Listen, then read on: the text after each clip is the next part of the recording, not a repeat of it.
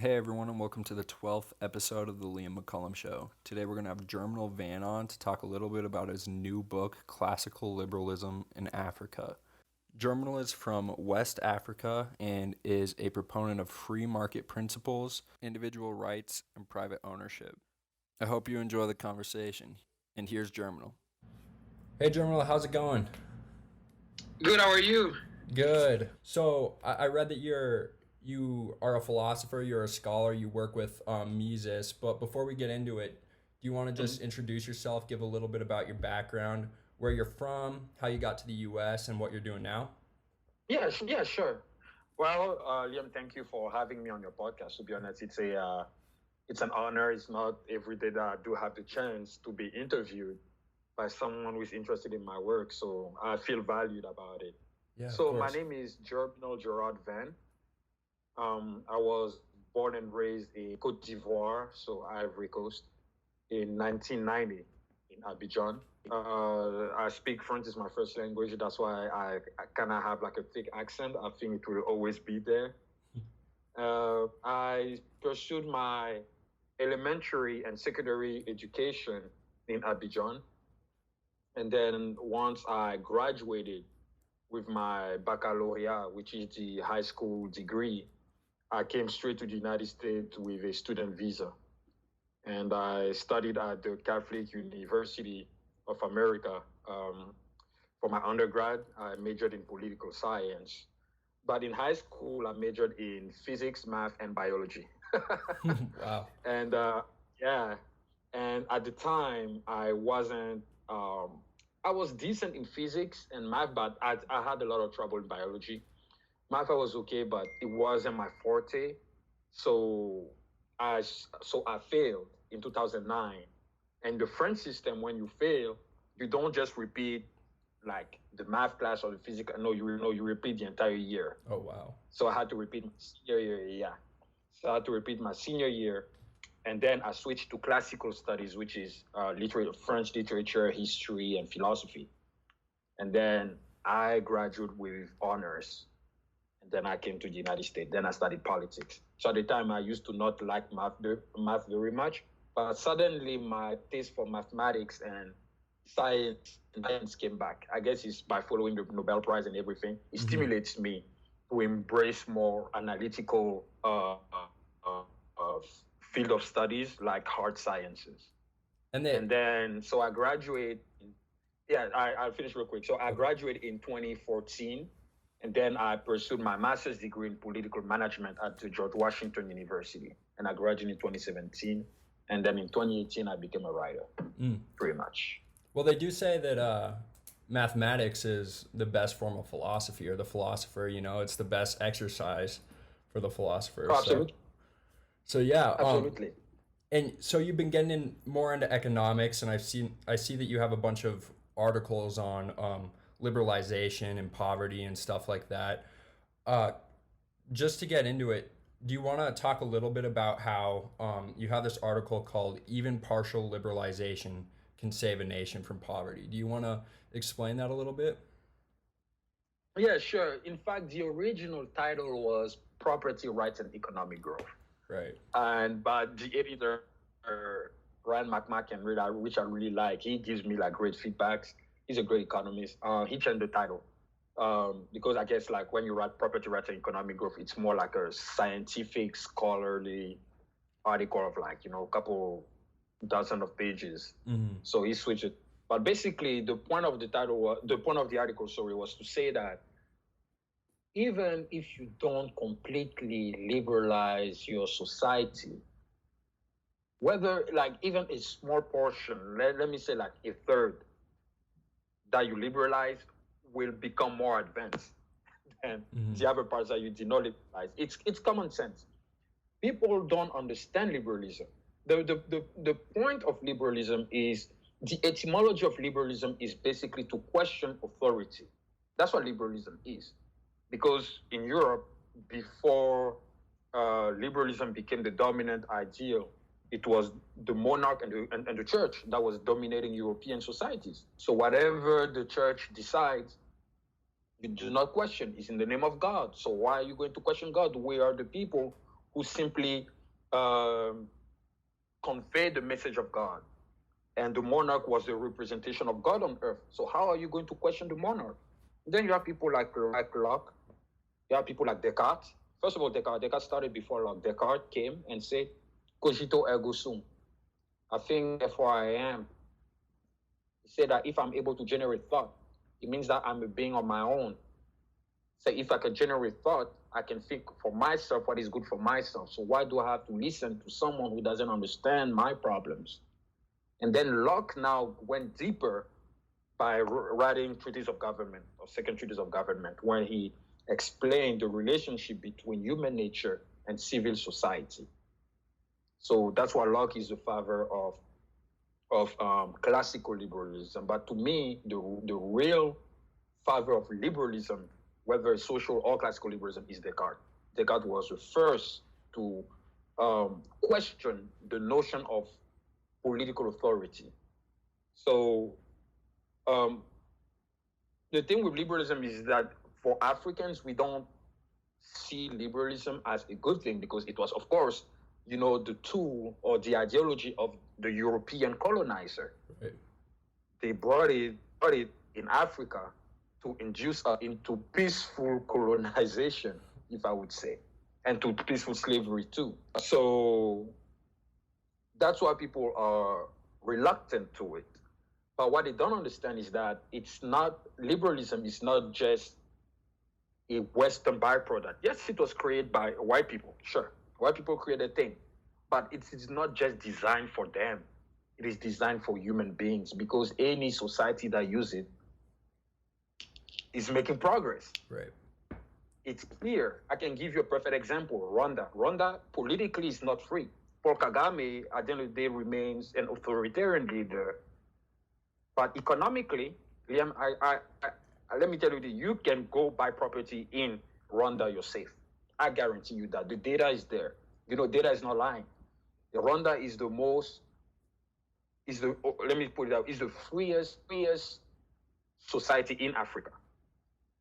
And the funny thing is that in 1994, Rwanda had a genocide, the deadliest genocide ever. People were killing themselves with machete, the Hutu versus the Tutsis.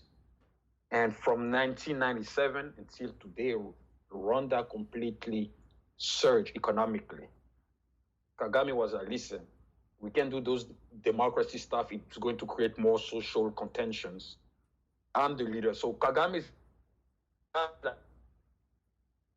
I'm here to impose law and order in order to maintain social peace. And that's what is going on. Mm-hmm. And Rwanda is thriving. It's the most advanced nation economically in Africa. It's amazing. But because they applied freedom economically, even if they apply freedom politically, Rwanda would have still been advanced. So what I'm saying is that people don't need to apply classical liberalism in its entirety. You don't need that. Mm. All you need is to apply just some elements of it, and it will take you to a bigger step. Look at Japan. Japanese are not European, yet they're probably the most advanced nation in Asia because Japanese have applied the rule of law, they have applied capitalism, private property, and Japanese have individual rights. There's nothing European about it. It's human nature. Right. You apply those things, you will be better off. Simple as that. Right, and you have another video, and you talked a little bit about rule of law, like you just said, and the idea, a lot of African countries, as you said, the governments are kind of paternalistic. So is the idea that you're kind of trying to get across that if they don't necessarily have to abandon that paternalistic government, but they can introduce like liberalism within society in other places? Yes, absolutely. The thing to understand is that, as I said, African leaders are like the European monarchs in the 15th and 16th century. They're afraid that if their people are a little bit too educated, too rational, if they're aware of their rights, it could be a threat to them. Mm-hmm. So we got to keep them low. Like they have to keep their intellect low. Right. because the person who is not educated doesn't understand. Like, in the United States, everyone understands their constitutional rights. It's you guys learn that in school. The ten amendments and the other 17 amendments on top of that. But in African countries have constitutions like here, written constitution, but people don't know their rights. Right. Because the government doesn't include that in the national curriculum. They don't teach the people the rights. There's a purpose behind that, because if you know too much, you become dangerous. You become a rebel. So they don't want the people to rebel against their authority. So only those who have access to education eventually become corrupt because they get into the government.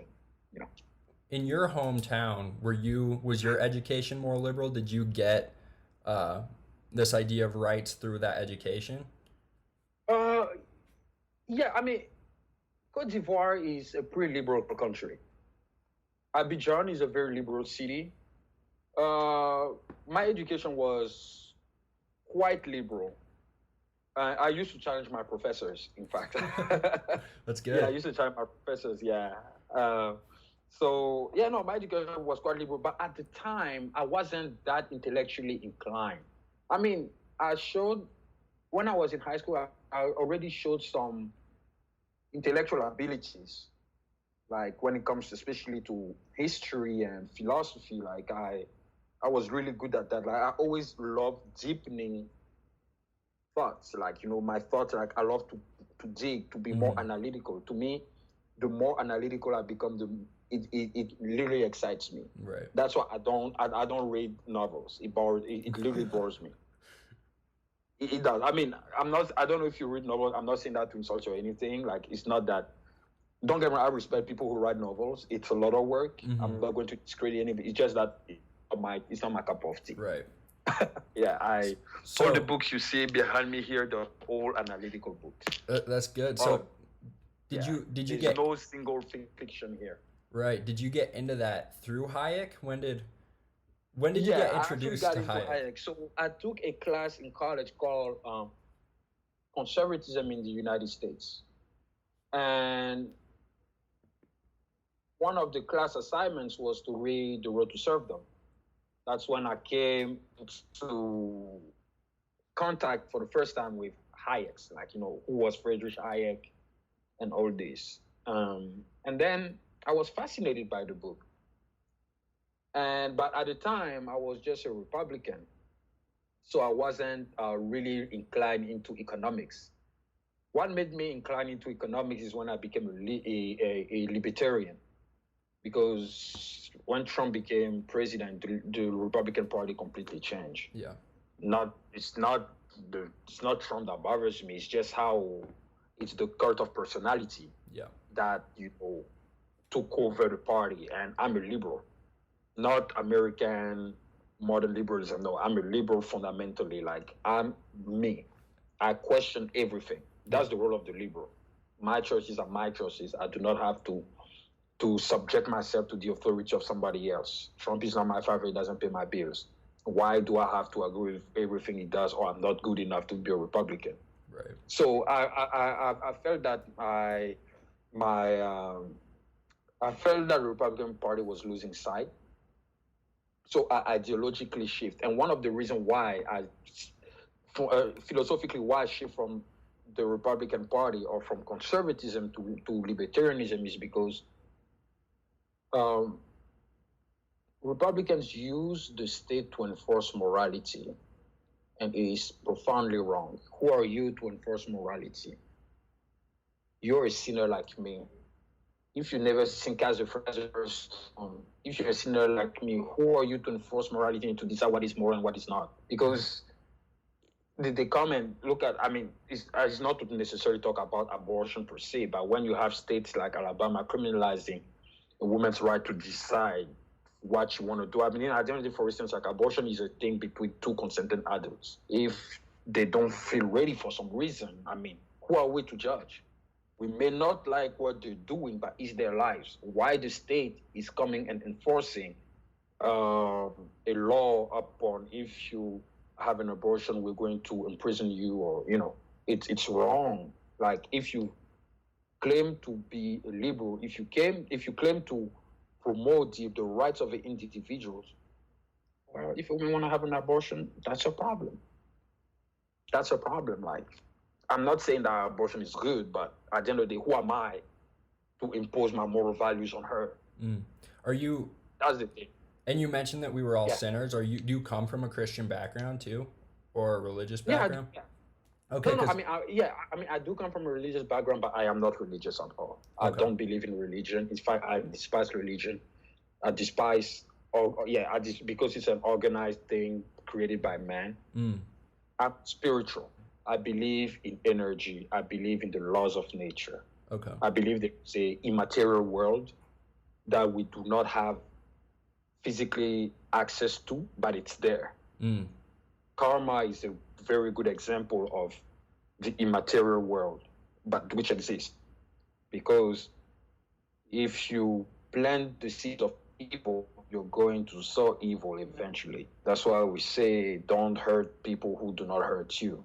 So yeah, I'm spiritual, but I'm not religious at all. Because religion was a tool used by man to conquer. Like look at the church, the Catholic Church, when they gave South America to Spain and Portugal. Like if it was a cake. You guys can do whatever you want. Like if you promote peace and the love of God, how can you give such a huge continent to other men to impose slavery on others? You see, and it's the same with Islam too. They are very emotional, very radical. They act before they think. It doesn't make sense. Like why you wear a hijab? Like have you seen Allah? Do you know who he is? Like to say that if you don't wear a hijab, you're going to go to heaven. No one provided me with empirical evidence to demonstrate that there is heaven or earth. No one came to the dead and say, "Hey guys, I went heaven. It's so cool." Right. If I see someone who does that, sure, I'd be. But so far, no.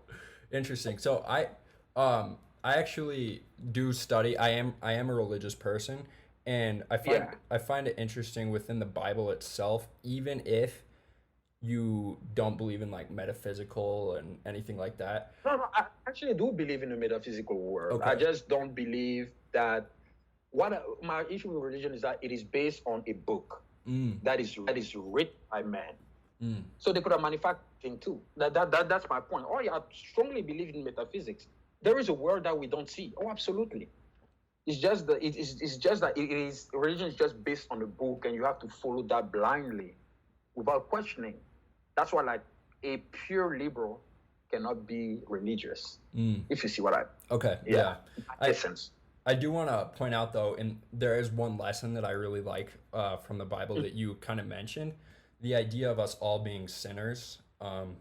It's very interesting. There's this one part where it says, I'm gonna mess it up, but those who have not sinned can cast the first stone, and no one there. Right, and the whole idea though is like, if we're all sinning, who am I to like impose my will? Or if and there's another part where it says if you just look at another woman, you commit adultery. If you speak unkindly to someone, you commit murder. And it's funny because we all do that every day, yet we still think that we are in a position to control others. And I just don't see that there's any system that actually allows that. Right? Yeah, like and exactly, and I totally see what you're saying. It's the Ten Commandments are to me. I wrote a book a couple months ago called "The Problem of Egalitarianism," in which I started with morality, how egalitarians use morality as a tool to promote their political agenda, because they make it sound like morality. They make it sound that equality equals better off. And if you're against equality, you don't have moral values. This is nonsense. Right. So I explained that. I started by saying that the reason why we have the Ten Commandments is to establish human beings. Basically, the Ten Commandments is the universal fundamental laws of the material world. And it's based on that now people create the legal system. That's why, for instance, crimes are always have harsher punishments than stealing. You know, like if you kill someone, the punishment will be definitely harsher than if you stole. So, so basically, uh, and those laws are stated in the first in the Ten Commandments. You do not steal. You do not kill. You do not commit adultery and stuff like that. They're all in the Ten Commandments. Like if even it's universal. Even if you look at Islam, they have the same thing, and they're even radical about the punishment compared to Christians. So you know, it's the so that's why I explained in the book, like, to start, and egalitarians use that to make you feel guilty if you do not support equality. But who are you to decide how equality should be? What makes the world beautiful is that we're not equal. Me, for instance, and Shaquille O'Neal have a different assessment of skills in basketball. Does it mean that in basketball he's surely superior to me? But if we talk about economic theory, I believe that I crush him. I mean, it's not to be arrogant, but I believe that I have a better assessment of intellectual skills when it comes to economic theory than Shaquille O'Neal. People think that equality, when people are equal, therefore they're better off. No. And they think that when we say inequality, therefore one has to be superior than the other. No, people are just different. Different does not mean I'm better than you, or, you know, it doesn't mean that. It's just that we're different. I may be good in one thing, and human beings cannot be good in every single thing. One individual cannot be good in every single thing. I know economics. I don't know medicine. I don't know chemistry. I love physics. I can't do physics. I don't have the skills to do physics. At most, I can do math, but that's it. That's it. You know, like I don't know, like, and people they want always, like, they want that, they make equality that goal because it's impossible to achieve. It's impossible to achieve. If you impose equality, you will negate competition completely. No one will have incentives. And I will equal. What incentive do I have to seek higher aims? But if you're in a better position than me, I would like to be like you. Yeah, I'm like, Liam inspires me. I'd like to be like him. Liam, tell me, so how did you do to be where you are today? Right. That's all. Yeah, it's people are just being dramatic about social issues. Yeah.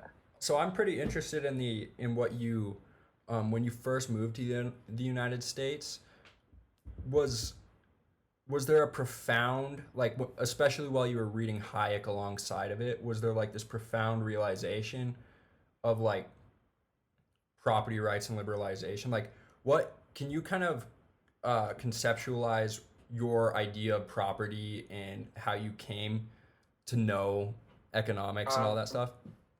Yeah, so property to me, first of all, start with the quote of John Locke when he says, "The earth belongs to the one who works it." So if you put physical or intellectual effort into something, that thing belongs to you. Even by nature, it belongs to you. That's number one. Number two, your body, you're the owner of your body.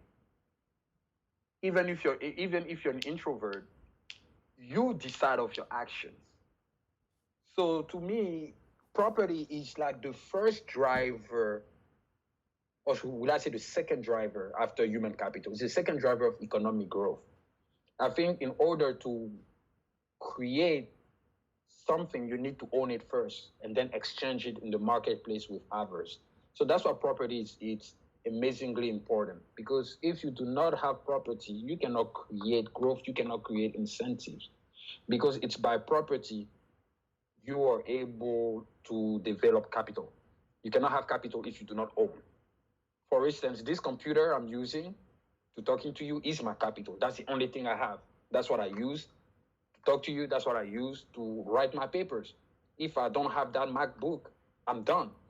That's my capital, right? So if now I want to get a better capital than this, since I own this, I can bring on the marketplace and sell it for a better computer, right? That's the thing with that's the thing with property. So when I read Hayek, it it deeply shaped my intellectual beliefs in the market. That's when I became like a free market guy. It deeply shaped my intellectual beliefs in the market because he explained in simple terms that when you give legitimacy to an external force of command to decide on how you should act, you are basically enslaving yourself to that force of command.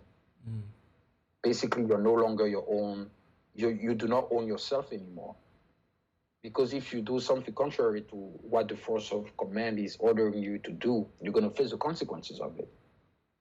And this is how I understood property in The Road to Serfdom, although it did not really talk about property in The Road to Serfdom. It was more political. And then when I became a libertarian, that's when my incline to economics developed, because libertarianism is very into political philosophy and economics. Right. Compared to Republicans are more like social, conservative, like they're more about like the culture, preserve the culture and blah, blah, blah. But libertarians are more about economics, like, because libertarians understand economics philosophically. That's why sometimes, and that's a good thing, but it's also a bad thing because they fail to realize that the market is not perfect. The market has its limits, and there's some instances where government is necessary. Believe me, I used to see the market dogmatically. The market can stop everything. No, the market cannot. That's my issue with libertarians. But at least libertarianism developed my understanding of economics. And yeah, and that's when you read like Ludwig von Mises, Hayek, Rothbard, these people, it's very embedded into economics. So it's from there I get into economics, and now I left the subject to focus more on the technique. Now I'm no longer, most of my books before they were promoting the free market a lot. I still do promote the free market, but it's not like in the first hand anymore.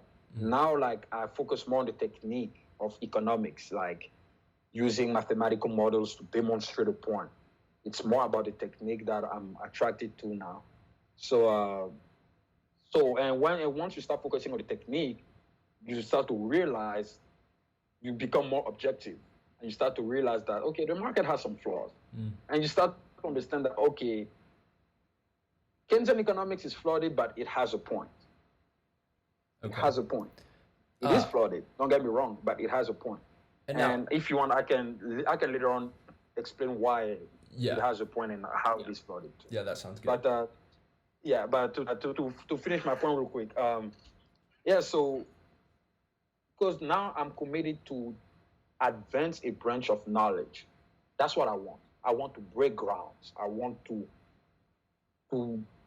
provide path-breaking work, write scientific articles. That's what I'm more focused on now. Like with Mrs., I'm still doing the free. I mean, I'm a free market guy. Like, I'm completely free market, but I am not an Austrian. Interesting.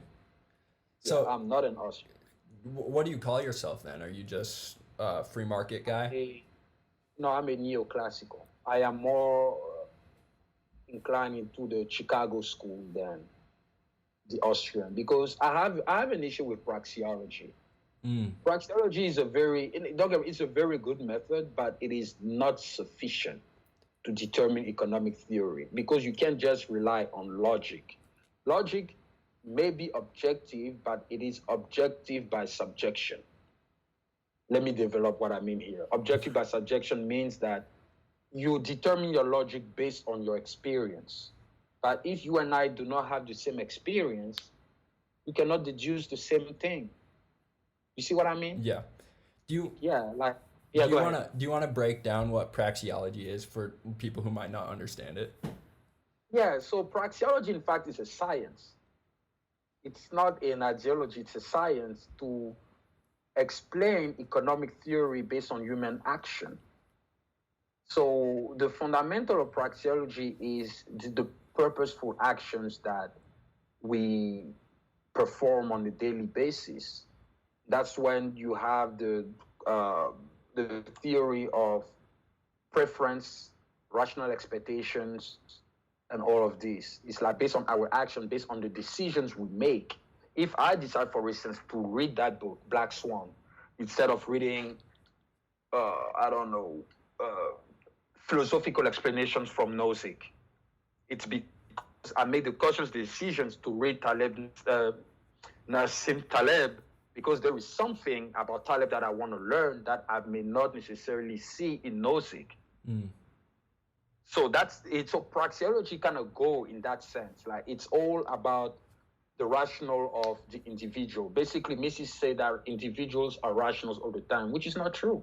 Individuals are not always rational. People make stupid things. Like you go on Instagram, you see those memes. People are doing some, excuse me for my language, but doing some dumb I mean, sorry for the language, but it's true. The people are not always rational. People, you're gonna give that. That's why people say if you give $1 million to a poor person, you will blow those $1 million in 2 days. He's going to spend that $1 million in things that he doesn't need. Although he's a human being, he's a rational being by nature because he has a brain, but he doesn't act rationally. So that's where praxeology can be flooded. Do you want to explain how the Chicago school and maybe Keynesianism can kind of fix that? Yeah, sure. So the difference between Chicago and the Austrian is that, so first of all, they both believe in the free market. Milton Friedman was a strong member of the Chicago School. But the Chicago School relies on empirical evidence to demonstrate the economic theory. The Austrians do not. The Austrians reject math and empirical evidence. They solely rely on the rational of the individual to make logical deductions.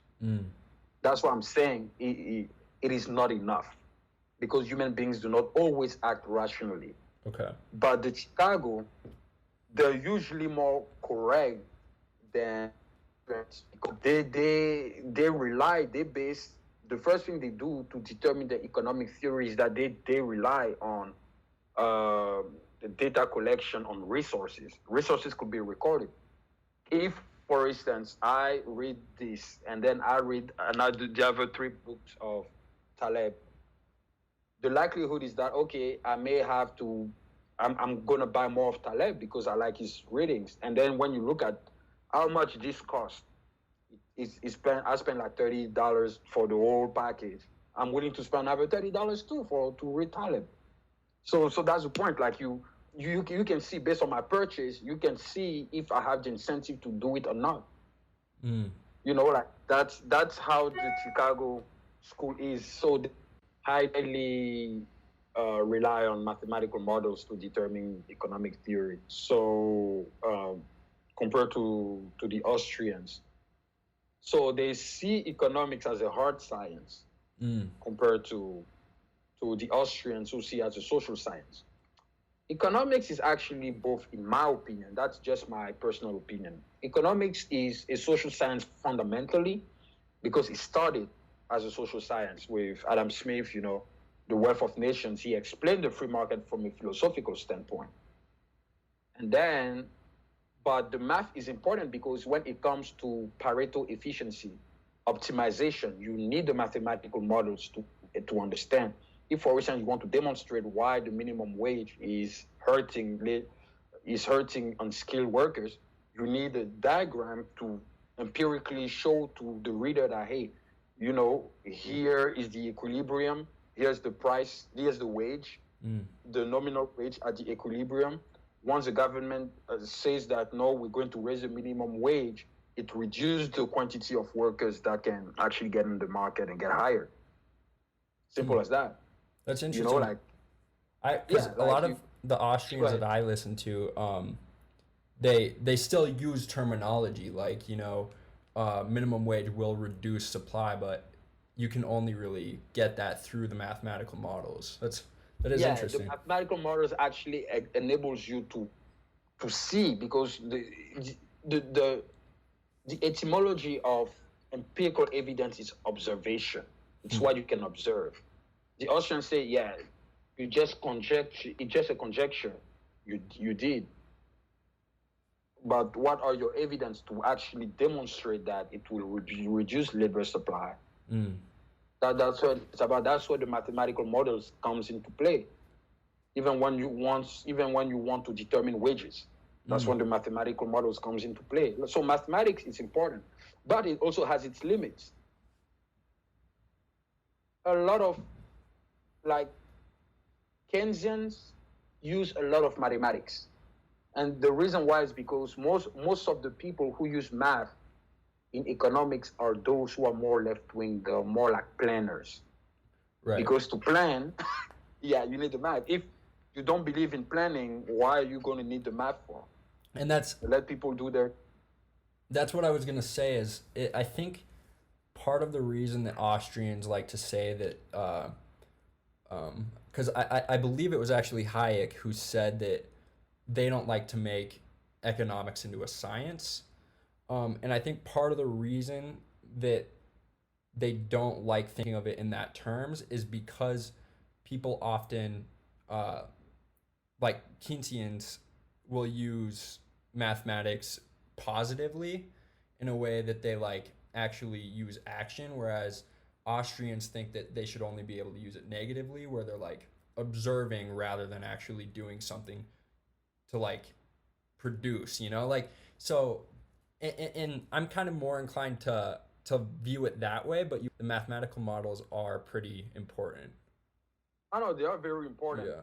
And the flaw of it though is you have to see everything as a trade-off. Everything has its flaws and qualities.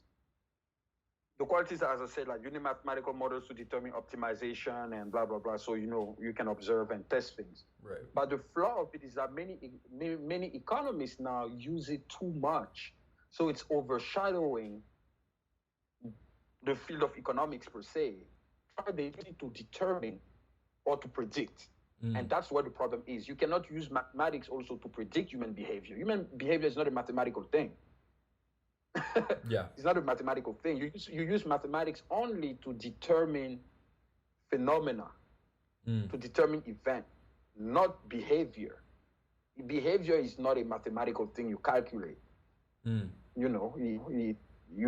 don't calculate behavior. You just, like when I give you the example of the minimum wage, that's not behavior, that's a phenomena. Like if you increase the minimum wage, mathematically, it's going to reduce the quantity of labor supply. It's crystal clear. There is no, if you, for instance, increase interest rates, it will drive people to borrow less and to save more. You can mathematically demonstrate that. Right. Like these are phenomena. These are phenomena of economics, but behavior per se, that's you can't calculate behavior, and that's what the Soviets tried to do. It's because you cannot calculate behavior that you have prices. You're trying to control behavior by prices, and the Soviets they trying to do that market socialism. It was developed by Oskar Lang. He was a Polish economist. He developed that market socialism when he says that things should be nationalized and the government should establish like a price system of trial and error. Interesting. Right. So basically, government will determine price, like if supply is basically surplus or supply is too much, they're going to reduce prices so that people to stimulate demand. So they're gonna, instead of letting the market naturally drive the forces of supply and demand, they want to control it. And it didn't. Yeah, Oscar Long, you should definitely read about it. Like, yeah, look into it. It's really interesting. I vehemently disagree with the guy, but his idea of market socialism is interesting from the point of scientific reasoning. Okay. From a scientific contribution to economics, it is interesting to read about it. Okay. But philosophically, it doesn't make sense. Like it's not the government that decides when to increase price, when to decrease price. Right. Price control price control always lead to a shortage, because when government control prices and produce services or goods for people, it uses the cheapest resources. I always say the cheapest resources, I always say, like, look at it like if you were using a Chinese product. Chinese product are counterfeit. You purchase it, you use it. After 3 months, the thing gets rotten and it doesn't work. That's exactly how. Right. I mean, I'm not saying that to be a jerk, but that's how it is. Because it's counterfeit, and that's how government they operate. It always worked fine at first, and then. Yeah. Do you want to explain the price system for a lot of people? I mean, it took me a while, I think, to see. It's not really evident that prices are necessary. Like, when you first are looking at prices, people don't see, like, how is it that $14 has all these things priced into it? That's Right. not really clear. Exactly. No, exactly. So prices are signals. You've heard that many times. I read a book called Monetary Catalytics. It's by one of my good friend, Michael Hoffman. I recommend that book. He explained price system by making an analogy with traffic lights. Prices enables you to coordinate things. Imagine if you're driving and all the traffic lights turn green at the same time. Just imagine. All of them turn green and you are at the intersection. Right. All of them go green. Done. Accident, right? Yeah. See, if all prices are low at the same time, what are we going to have? Shortage. Prices enables to maintain, in fact, the equilibrium between supply and demand. When you look at that equilibrium, you see? Exactly. So prices enables you to maintain the equilibrium. Why? Because at the end of the day, firms want to maximize profit and individuals want to maximize utility. So that's what it is. So if prices are too low, demand will increase significantly and you won't be able to supply to everybody. You won't make profit at all. So once people start buying the thing too much, you raise the price a little bit. That's why inflation is necessary. That's why we said every central bank target that 2% inflation raise. You increase the price a little bit. If something costs $10, the next day, okay, it costs $10, and then you have 100 people who bought it the same day. You're like, oh, okay, well, I don't know if I can supply 100 goods every time, and I don't make any money of it. So, okay, I'm going to raise it to $12. So you raise it to $12, suddenly you have 90 people who buy it. It decreases. And then you're like, all right, I'm going to put it to 15. And then you have 75 people who buy it. Right. So you see, like, it's to maintain that equilibrium so you can make profit. But it also, if people are buying more computers than books, it means that people who produces the computers will have to produce more. So what is going to happen? They're going to have to raise the price. So those who produce books now, let's say paperback books, they're going to have now to decrease the price of theirs to bring that demand back to them. So that's what price are for. It's very simple to understand price. So when the government control prices, it's an artificial control. It's not natural. It's something. It's an external force of command that you try to impose on a natural order of things. That's what Hayek talk about the use of knowledge in society. Great article. Please read it. And also, you should read Law, Legislation, and Liberty, where he talk about the spontaneous order. Great book. It's really deep. I have to tell you, Hayek is someone who thinks deeply. At first, you might not understand what he's talking about, and it might even frustrate you, but you need to be very concentrated to understand what he's saying, because if you're not someone who thinks analytically, you might have trouble too. But it's a great book, and he talks about the natural order, the spontaneous order, which is the natural order of things, how things happen naturally through the market, where people don't have to force things. But when, so basically the invisible hand. So that's what the spontaneous order is the invisible hand. But when the government interfere, when that external agent comes in, he try to plan things when you try to plan something that is not natural, it will never lead to a good outcome, whether it's on the short term or on the long term. It will never lead to a good outcome because it's not natural, it's artificial. Let me give you an example. It's like, let's say a woman goes and do Botox on her lips. She injects. It's no longer natural, right? So eventually that lip is going to pop up. It's going to, the second effects are going to appear because it's not natural. It's the same thing. So she has to always add more stuff on it to maintain it the way it is because she brought something external to her natural state. Her natural state is her body, her lips, the way it is. Then she brought an external agent to add something to her natural state. So therefore, it completely changes the scope of her natural state completely. And it's the same way with Keynesian economics too. That's why Keynesian economics is flooded, because what is important to understand about Keynesian economics is that it was an economic system designed for recessions only. Because it's true that the market doesn't fix itself immediately. It takes time, and people don't have time. They have to buy the mortgage, the rent, all the bills. It's tough. But the problem is that once the government has come to fix whatever it has to fix, it has to withdraw from the economy. But the problem is that it doesn't. It stays and become a permanent actor of the economy. And that's what Keynesian economics goes bad. I always tell people, if you want to understand Keynesian economics, assimilate or do a simulation with the human body. The human body is the economy. Your body is the economy. You get sick. The sickness is the recession. Once in a while, you need to get sick. That's life. Since you were born, if you never got sick, you have a problem. Right. You need to get sick. And the reason why you get sick is because it revitalizes your cells.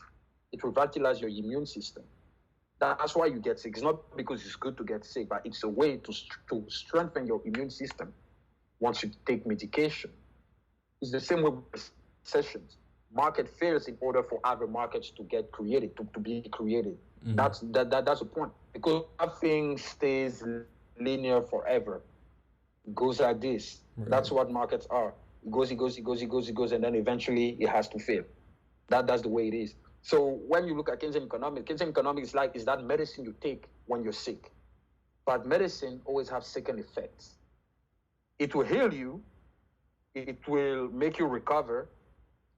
But it has second effects. And those second effects will surge if you keep taking the medicine after you have recovered. You see? Yeah. It's like you're taking medicine while you're not sick. Well, you're going to get yourself sick. Right. And that's the thing with Keynesian economics, is that like people, now government, it became a permanent actor of the economy. So even when the economy is doing fine, the government is injecting money that it doesn't need to inject. It's making economic decisions that it doesn't need to make. As a result, it's planting the seeds for the next downturn. So do you believe that some sort of injection into the market by the central planner is okay then, like a 2%, like you said? So inflation, yes, has to be maintained always at a 2% target, because prices have to raise a little bit. That's the way to maintain the equilibrium. But that doesn't need central planners for that. Prices increase as demand increase. You have increased prices so that you cannot supply to everybody's in profit. So no, like I personally believe that in the case of the coronavirus, it is not a failure of the market. It is not a failure of the business cycle. It's a pandemic. It's a sanitary crisis, a health crisis.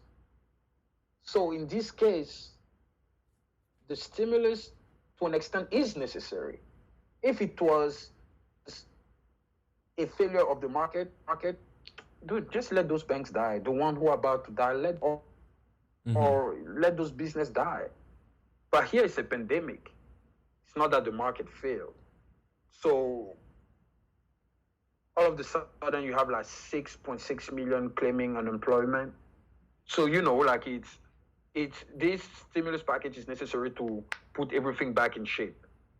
But if it was a failure of the market because of the business cycle, for instance, like the one of 2008, I personally don't believe that a stimulus package would be necessary. Right. Okay. Yeah, it won't be necessary. But it's a pandemic, so it's different. Okay, sounds good. Because the market will be able to fix it like that. So I know we're kind of doing this backwards.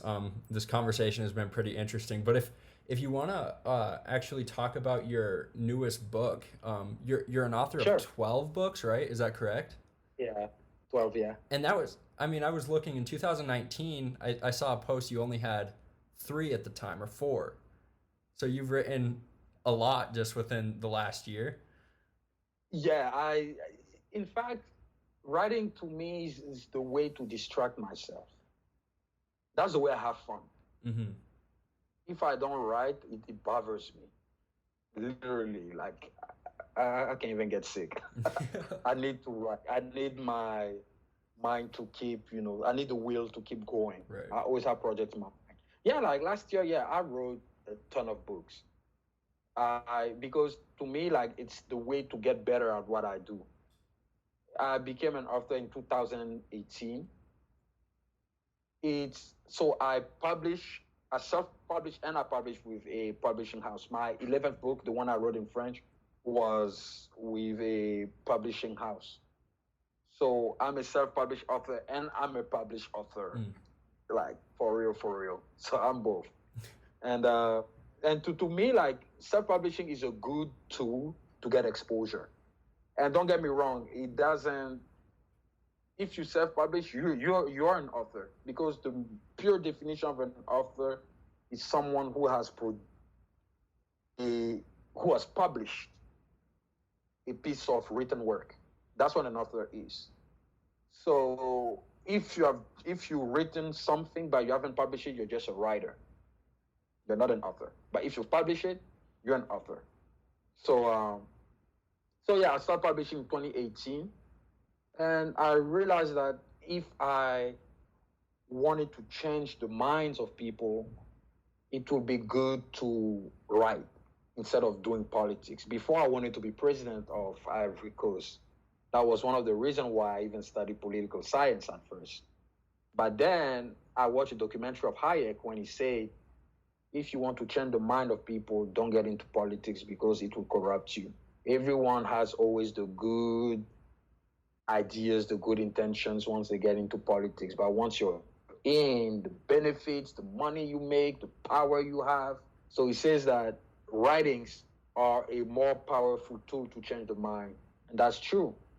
The Bible and the Quran are the 2 most powerful books on earth. Adam Smith wrote the Wealth of Nations. The world always changed through books first. Right. Always. Adam Smith wrote the Wealth of Nations. Karl Marx wrote the Communist Manifesto. Completely changed the world. Hayek wrote the Road to Serfdom. Keynes, the General Theory of Employment and Money.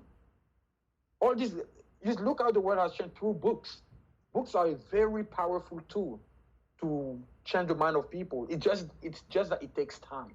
It takes time for its effects. But if you really want to change lives, you want to promote something, I personally believe that I would encourage you to write. Write, and thank God now we have Amazon, so you can self-publish your work. You self-publish your work and you promote it. That's it. I mean, of course, some people will agree with you, some will not. Fine, who cares? But so long as you get the exposure, you start building your notoriety. It takes time, but people start to get to know who you are and what you have to offer, and they even start to respect you for the work you do. So if you're a man of ideas, writing is probably the best tool to use to promote what you believe can advance, human nature and human freedom or knowledge and stuff. Well, I need to start writing then. Oh no, yeah, you should. Like, if writing is something you enjoy doing, you should. Seriously, I never thought I would become an author. Like, I knew that I wanted to be a politician before. I knew that I had to write a book or two because, in politics, once you run for office, you have to publish a book. Like, it's kind of like a conventional thing. It's like you want to get into politics, you have to go to law school. It's a routine. So, but I never thought of making it my career. And I saw that being a thinker, it's interesting. I think it's much better than being a politician, in fact. As I always say, I'd rather be the mathematician who creates a formula than the one who enforces the formula. Because if the formula fails, they're going to hold you responsible, you the enforcer, not the one who creates a formula. When you look at communism, people blame more Lenin than Marx. Right. Marx created the formula of communism, but Lenin is the one who implemented the dictatorship. So it's the same thing. It's a very good point. Yeah. So we actually touched on Africa a little bit earlier, but now to get into your book, Classical Liberalism in Africa, a manifesto. Do you want to? We talked about the political systems in the African governments a little bit, and we talked about the rule of law. But if you want to get more into the actual putting it into practice in Africa, do you want to talk about the economic freedom chapters and the civil liberty chapters? Yeah, sure. So economic freedom, it's relatively simple. It's everywhere. You need to liberalize the economy. Deregulate what needs to be deregulated, make property rights accessible to the general public, make credit accessible to people so that they can own property and capital. So basically, economic freedom is the tool to improve the living standard of people. It's pretty straightforward. It's common sense. If the freer people are to invest, to create growth, the better the living standard will take place. I mean, I always tell people this, like, sometimes Africans see white people as like if they were gods or if they were a myth. I say no, like white people are human beings like us. Like the stage we are right now, white people were in the same stage in the 18th century. Before the Wealth of Nations, Europe was an agricultural society. And look, since the Wealth of Nations, how in 270 something years, look how the world has changed. Technological progress. Look how we move from from a agricultural society to an industrial society, where people had the freedom to undertake to create enterprise, to employ labor, because every single person that you employ, you lift him out of poverty. Clearly, if you earn a salary, you're no longer poor. I mean, you're not rich because you may have a lifestyle that you would like to have, and you live maybe under that lifestyle. So you may consider yourself poor, but poverty is simply the absence of income. That's all poverty is. People make poverty sound as if it was something mysterious. It's simply the absence of income. It's poverty. It's like, let me make this analogy. Like, I try to see poverty as day and night. The day is the absence of darkness. The night is simply the absence of light. That's all. Poverty is the absence of income, period. Once you start having an income, you're no longer poor. You're working your way up to become richer and richer, but you have been already lifted out of poverty, because the proof, every single country has its level of poverty. The man who is considered to be poor in the United States, if that same man let's say the poorest man in the United States worth $100, that's all he has in his bank account. Take that guy, send him to, I don't know, Liberia. He'll be among the richest person in Liberia. Poverty is related. It's not an objective thing. Like, it's based on the riches of the country where you live in. Yes, in the United States, you're gonna be more poor because it's a rich country and it's tough. But the poor man here in the United States is richer in a third world country. It's all a matter of perspective. So when politicians come and talk about, we're going to eradicate poverty, give me a break. You're not going to eradicate everything. It's nonsense. The politicians, they always come and make those big promises because they know we cannot achieve it. Politicians will never make you promises that we can achieve, because if they do, they become irrelevant. Politicians will never come and tell you, if you want to escape poverty, go to school, get your GED or your high school degree, make sure you do not have a criminal case, make sure you do not impregnate your girlfriend before you get married, because child support, you're going to have to pay for it, and you have nothing for yourself to save.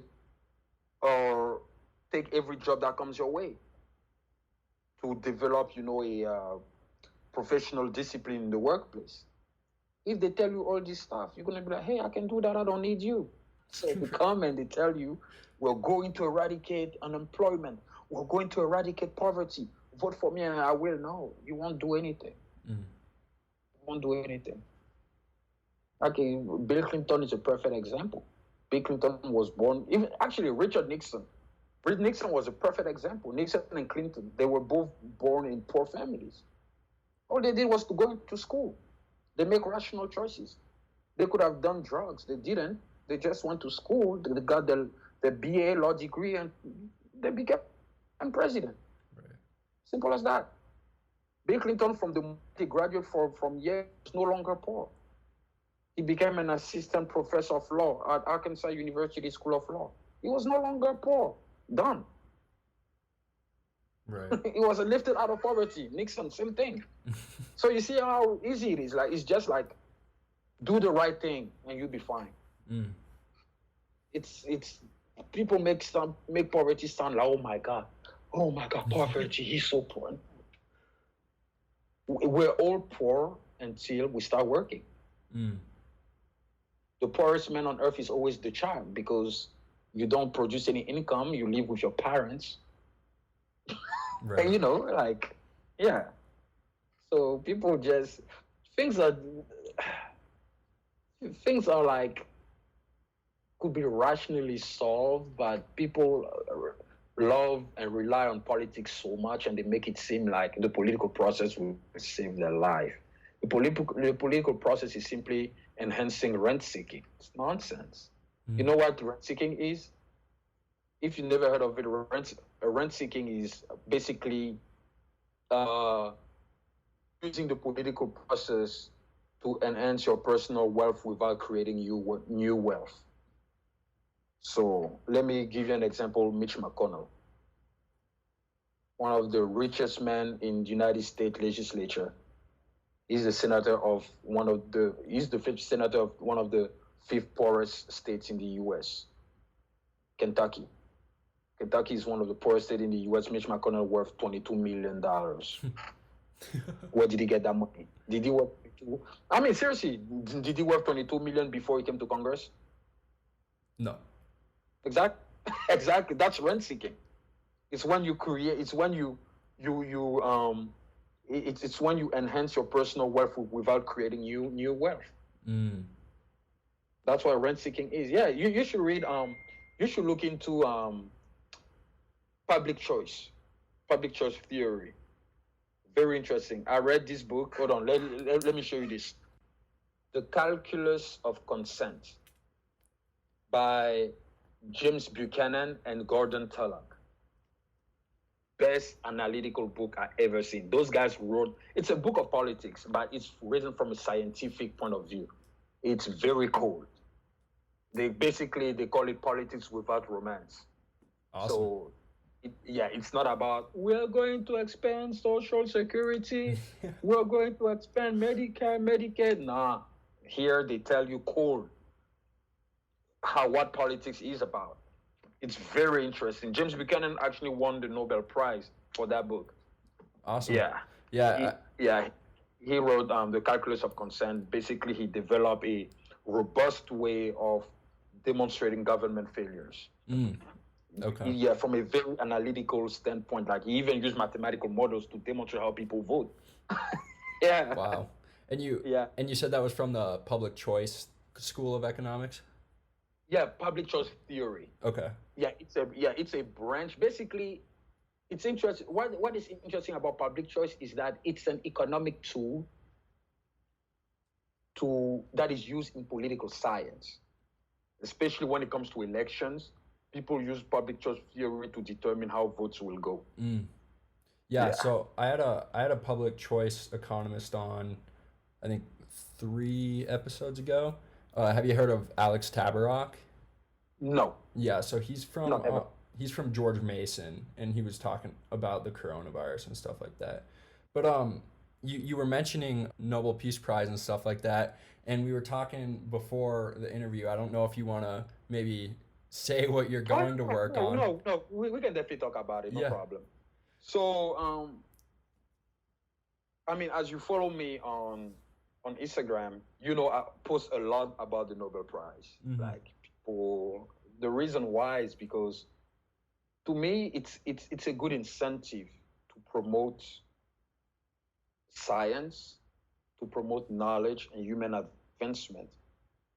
That's why I like the Nobel Prize. And you know, African, like Black people in general, they're very inclined into entertainment, dance, music, movies, you know, basically anything that doesn't demand intellectual or analytical skills. Like, for instance, you have 70% of the players in the NFL are blacks. Yet there is no black person who owns a NFL club. You see what I'm saying? Like, they Black people are they are very into entertainment, but it's not entertainment that develops a society. Look at the Chinese, for instance. When I was younger, when we talk about Chinese, we think immediately of what Bruce Lee, Kung Fu, karate movies. That's how we used to see them. But today, when we say Asian American or Chinese, immediately the first thing that comes in your mind is computer scientist, physicist, mathematician. What happened? They shift from the emotional standpoint, so from emotional activities, so anything that is entertainment, to rational activities, anything that demands analytical skills. So my friend and I, we believe that Africans have talent, but they don't use it. Africa is seen as the garbage of the world because Africans are not respected. Because for Asians and Europeans, Africans are just guinea pigs. If you want to get entertained, go to an African person. But they never consider Africans to have done a significant contribution to the advancement of knowledge and humanity. So we want so what my friend and I want to do is to write a book that will encourage African leaders to establish similar to the Nobel Prize in Africa, to encourage people, to encourage science. Because most African countries have a literacy rate of less than 50%. That's terrible. A country where most of the population does not know how to read, write, or count, that's bad. So if you're able to implement something like the Nobel Prize it will incentivize people. You see how people will all of a sudden want to go to school. Trust me, they will want to go to school. They will want to work. When we say, oh yeah, like we implement a Nobel Prize in Africa, we're going to reward the best African scientists. And then let's say we give $500,000 to the winners.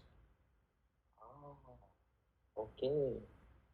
I think I'm done playing around. I'm going to go to school and maybe win that. It gives that incentive. And and my friend and I, what we want to demonstrate is that it could be a factor of economic growth. Because what develops a nation is not the human resources you have, it's the human capital you have. If your human capital is not educated, if your human capital does not have the education necessary to apply the knowledge into the product for alternative use, that product is useless. That's why natural resources are not resources until they're transformed for alternative use. That's all. That's all in what a natural resource is meant for. Mm. For instance, wood has no value until you use it to build a table or something.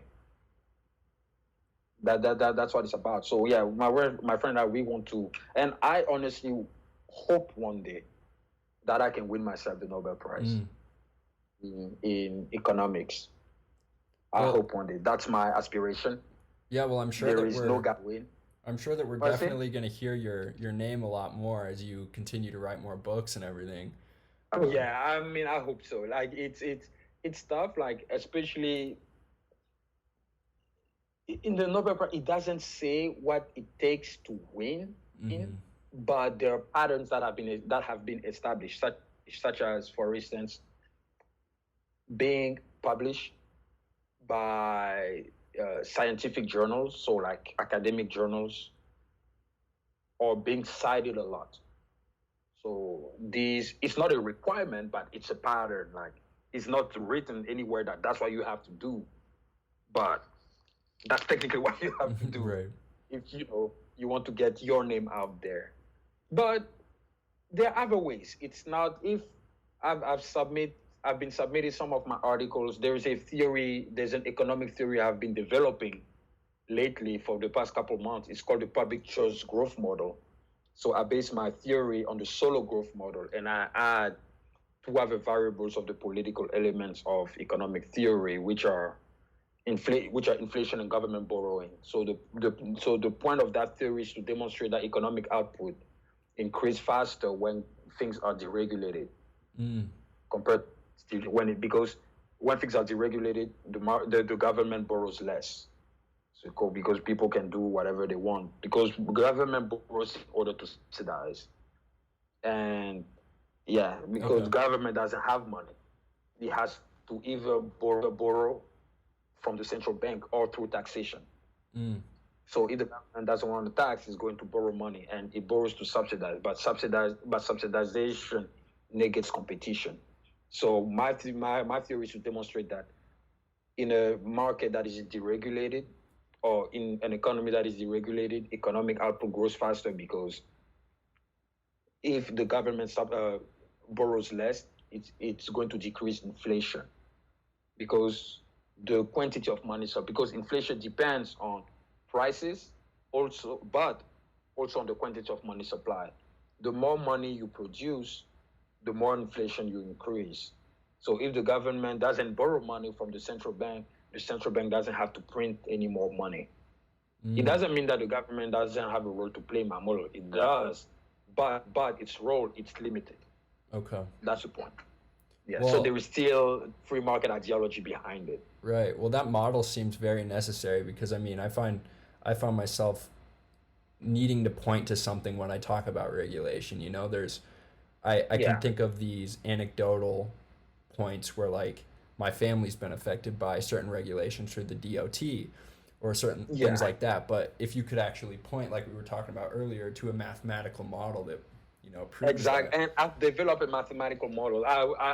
Actually submit that article to, I submitted first of all to the Journal of Development Economics, but it got rejected. And I expected that. It's really not easy to publish Mm. uh, with a with a scholarly journal. It's tough. It's difficult, very difficult. So I submitted to the review to another journal. It's called the Review of Development Economics. So hopefully this one will go through. If it doesn't, publish my articles on academia.edu. You should definitely follow me there. Like I have all my scientific papers there. I use it as a tool to get exposure. Okay. At this point, the good thing is that thank God we live in the 21st century. We live in a century where internet gives you exposure. Right. Today, people are celebrities without going on the news. Instagram gives you the exposure you need. Facebook gives you the exposure you need. So that's what I'm doing. Like I'm using academia as a tool. It's really interesting. So it's a platform where people can upload their papers and share it with the world. Hmm. So it gives you exposure. Like anyone from anywhere can see what you have published. I personally believe in good accidents, if you know what I mean. Yeah, Like, I do. someone important one day comes and says, hey, who wrote this? I mean, it could happen. Right. It's something you don't control. It's something you cannot develop a mathematical model to demonstrate that it will happen. It happens once in a while. All you have to do is to hope. Right. You produce work and you hope for the best. So so that's what I've been using so far, academia.edu. So I'm using that. So if those journals reject my paper, I'm just going to publish on academia, and then I'm going to turn that into a book, in fact. That thing, yeah, I'm going to definitely turn that into a book for sure. That's a good idea. But I'm going to publish that paper. So that paper is called the Theoretical Foundations of the Public Choice Growth Model. Okay. And what I want to do eventually, my next book, there's one book that I will start working on after the one of the Nobel Prize. That is called A Mathematical Theory of Economic Growth. Now, it's my model that I'm going to develop further. The first paper that I told you about, this is simply the theoretical foundations. It's just to understand the basic concept of my theory. But then the book I'm going to work on, that is, I'm going to get into details. So it's going to be heavily mathematical. Okay. And is that what you've been posting on your Instagram story? Oh, no, the one I've been posting on my Instagram story, that is the book I'm currently working on. This book is called The Economic Development of West Africa in the 21st Century. Okay. A theoretical and empirical analysis from a neoclassical perspective. Okay. It's a long-ass title. Hold on, let me actually write you the title down so you have it. Okay. Yeah, that's the book I'm currently working on. Because what I want to do is to work for my continent. To promote, I found my path in economics. I'm into development economics. So anything that deals with structural changes, economic growth, and stuff like that. Do you plan on going back home eventually, or are you planning on staying in the States? No, I'm staying here. Okay. Yeah, I'm going to stay here and write my books. I love that. I love that job, man. Yeah. 21st century. All right. Well, if you want to just tell everyone where they can find you and. Yeah, sure. So everyone can find me on Instagram. I start working on my website, but honestly, I've been lazy. Like I just rather be on Instagram, and it's easier. Everyone can find me there. My profile is on public. Germinal G van. So for people who wonder what the G stands for, it means Gerard. Yeah. So Germinal Gerard van. And I'm on Instagram. People can find my books on Amazon, eBay, all the online retails, basically. And pretty much. Awesome. Everything there. Well, thank you so much for coming on today. It was great talking no problem, to you. Yeah, appreciate it, man. Yep. I'll talk to you later. Yeah, definitely. It was awesome. Thanks for the opportunity.